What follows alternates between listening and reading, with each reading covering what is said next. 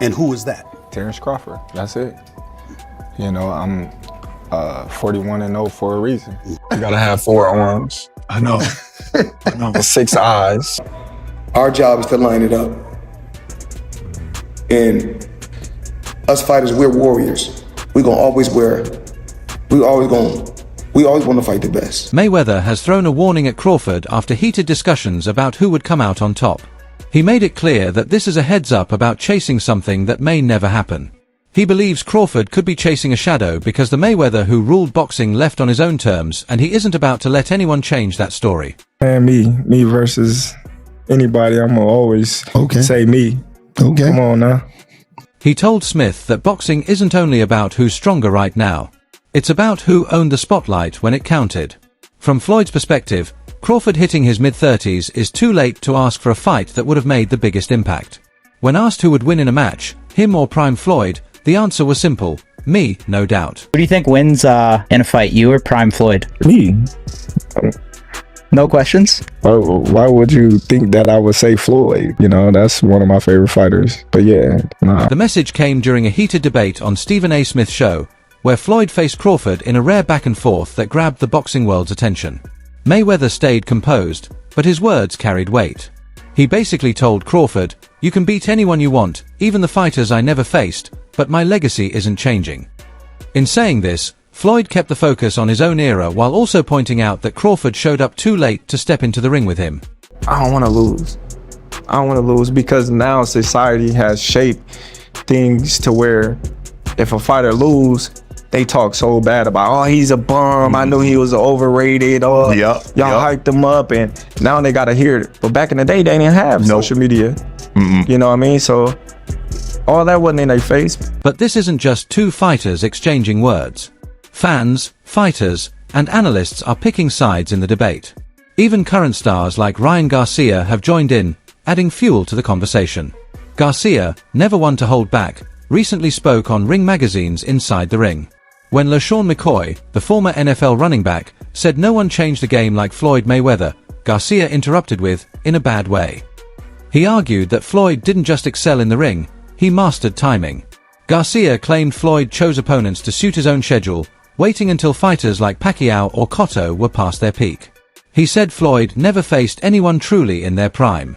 For Garcia, Floyd's success came more from smart matchmaking than from perfect fighting, and he believes this shifted boxing, with fighters after Floyd focusing more on protection than on taking the toughest challenges. Everybody acting like Bud is the second coming of Mayweather. Y'all got the game fucked up. Mayweather actually didn't get hit. Bud gets hit by dudes that, like, who on Bud's resume is an equivalent of someone on Floyd's resume? So that's it right there. You know what I'm saying? Like, Floyd not getting hit by elites, Bud getting hit by non-elites, and somehow y'all think Canelo not about to touch. That's where Max Kellerman weighed in with his perspective.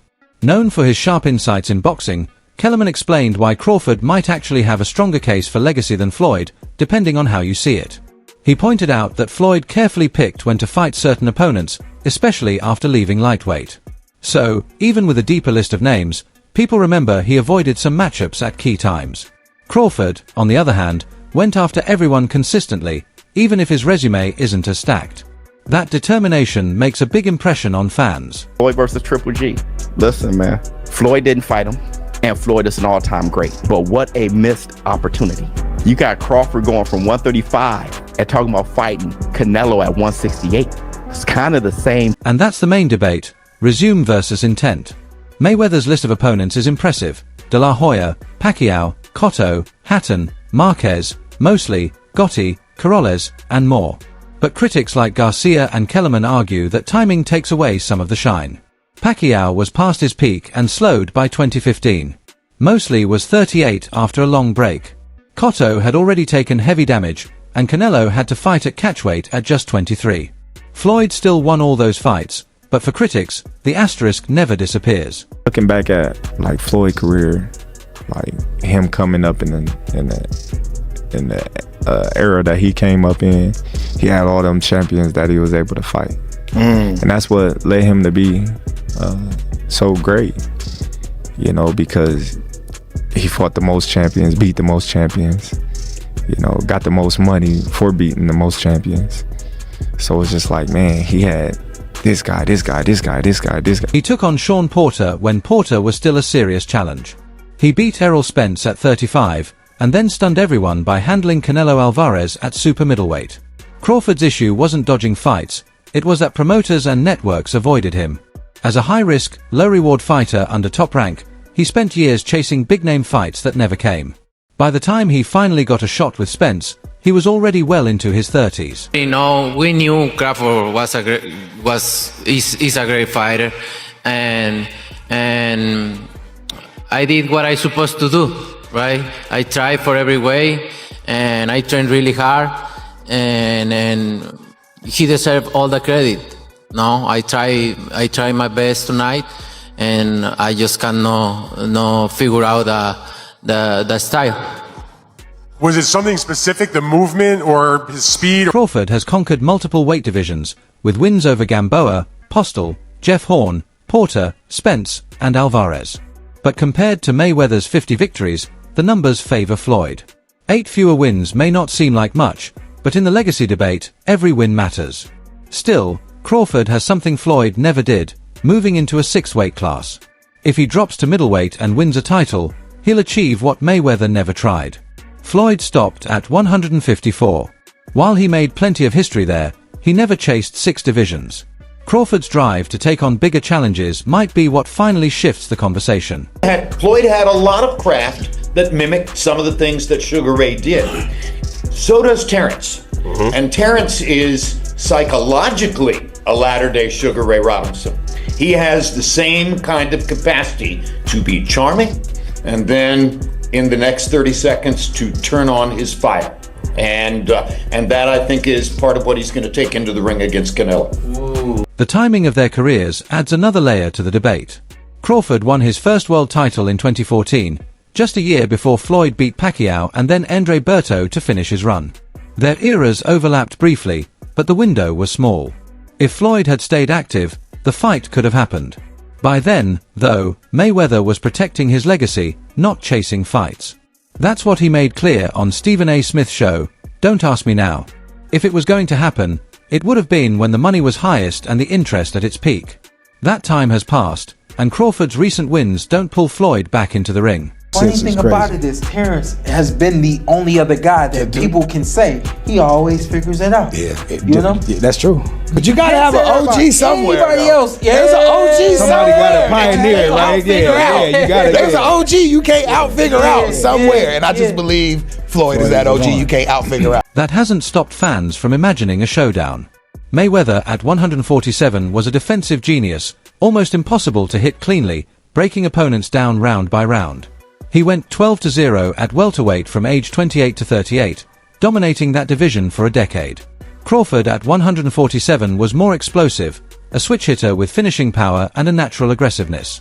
He went 8-0 in 5 years, ending most fights decisively. He's taller, has longer reach, and offers more versatility in stance and style. He's surprised that, Crawford wasn't running from him. He was very confident that he could stand there and trade, a lot of times with Canelo. Crawford fought a brilliant fight. He fought a brilliant fight. He stayed at the right range. He didn't engage with Canelo when Canelo was trying to get him to engage with him. And he took control of the fight. He did what he wanted to do. Crawford's size and aggression would have challenged Floyd's defense like few others ever could. Some fans compare it to Paul Williams, a tall, high-volume welterweight, who was seen as a tough matchup for Floyd, which is partly why that fight never happened. Add Crawford's adaptability and southpaw power, and it's easy to see why many think Floyd might have finally had to work hard to protect his undefeated record. Bud so strong. That's what I said. Why are you talking about 54? None of them dudes gonna get you up. If you truly beat Canelo, why not be the greatest fighter in the existence of boxing? Like, Bivol was the only dude to beat 2 undisputed active champions. Like, he beat Canelo as an undisputed champion, and he beat Better Beef as an undisputed champion. Bivol historically might go down as one of the greatest to ever do it. If you beat Bivol and you beat Canelo, Crawford might have surpassed TBE. He had to land the right 25 punches and make opponents miss 50. Against Crawford, who shifts momentum during fights, Floyd might have found ways to frustrate him just like he did with Canelo in 2013 or when shutting down Ricky Hatton's pressure in 2007. There's also the matter of stage control. Floyd was the pay-per-view king, capable of freezing entire weekends with his bouts. Crawford never reached that level, even after beating Spence and Canelo. Floyd's influence wasn't just skill, it was the power to decide when, where, and how fights happened. Crawford, despite his talent, never had that. But if this fight ever took place, who would win? Share your thoughts below and subscribe for more updates.